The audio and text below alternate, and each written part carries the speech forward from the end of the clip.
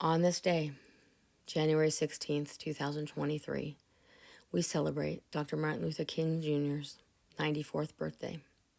We also continue to mourn the deaths of George Floyd, Eric Garner, Michael Brown, Tamir Rice, Walter Scott, Alton Sterling, Philando Castile, Stephon Clark, Breonna Taylor, Dante Wright, and those from the past, like Emmett Till, Reverend George Lee, Herbert Lee, Medgar Evers, Addie Collins, Denise McNair, Carol Robertson, Cynthia Wesley, Virgil Ware, and Dr. Martin Luther King Jr. himself on April 4th, 1968.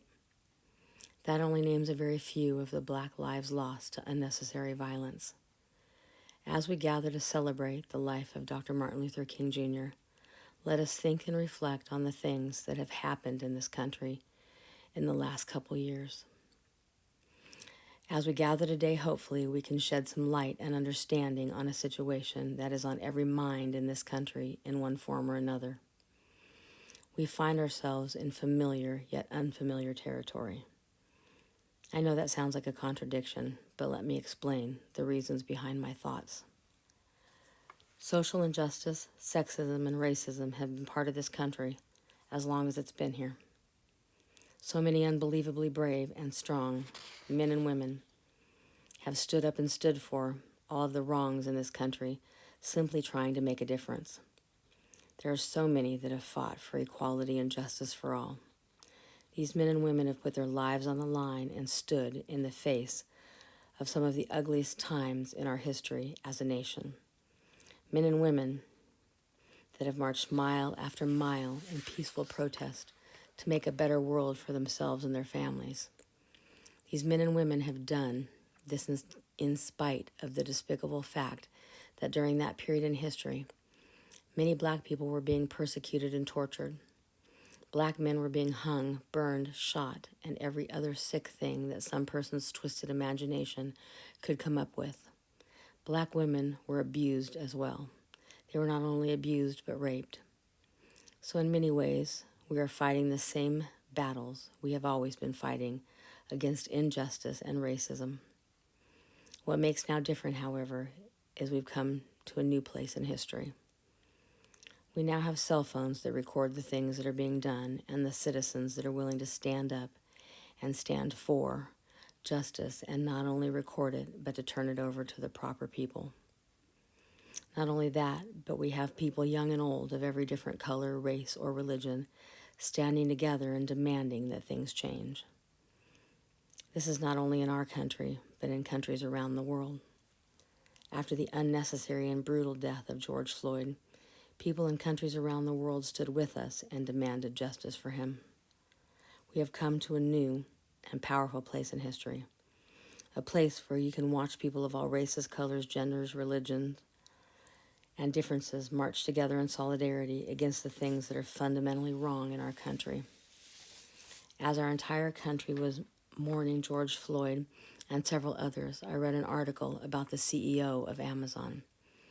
He was responding to a letter from a racist calling him all sorts of names and telling him that they would lose his business and that of many others. The CEO said, and I quote, "There have been a number of sickening but not surprising responses in my inbox since my last post. This sort of hate should not be allowed to hide in the shadows. It's important to make it visible. This is just one example of the problem.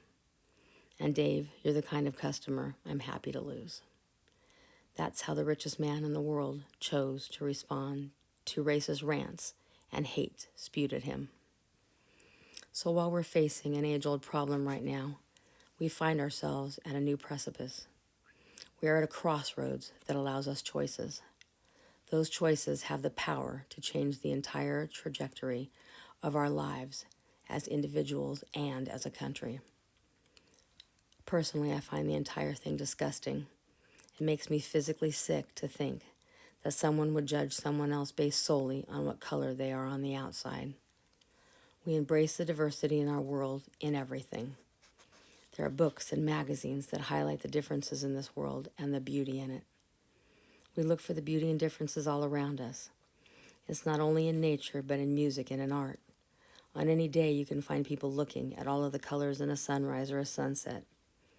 If we can look for those and embrace the things and differences all around us, then why does the color of someone's skin make them less of a person? I'm so disturbed by where we find ourselves. Killing a man in cold blood is not okay for any reason at any time. There's no justification for it. It cannot be explained away. It cannot be belittled. It cannot be wished away.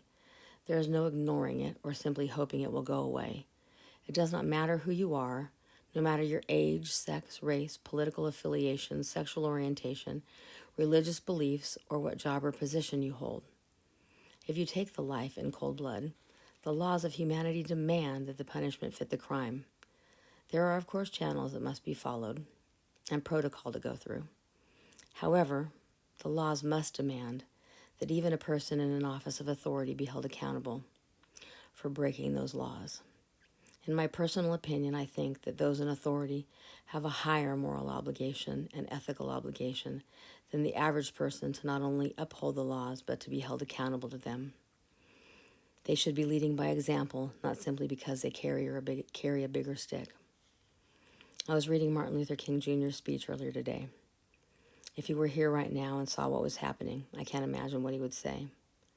There are two sections in particular I would like to highlight tonight. The first reads, "And that is something I must say to the people who stand on the worn threshold which leads to the palace of justice. In the process of gaining our rightful place, we must not be guilty of wrongful deeds. Let us not seek to satisfy our thirst for freedom by drinking from the cup of bitterness and hatred. We must forever conduct our struggle on the high plane of dignity and discipline. We must not allow our creative protest to degenerate into physical violence. Again and again, we must rise to the majestic heights of meeting physical force with soul force." That is powerful and so relevant to where we find ourselves. After I read that, I thought about the crossroads we find ourselves at. I thought about all the different things I've been hearing from both sides about how to handle this entire situation. My first thought is that there is nothing wrong with standing up for what you believe in or for the injustices in this world. However, it's not okay to use that platform for violence, bitterness, or hatred. When we do that, we become the very thing we are fighting against. We must choose to take the high plane of dignity and discipline. We must choose to stand tall and use our voices instead of our fists to help create a better system of government. We all,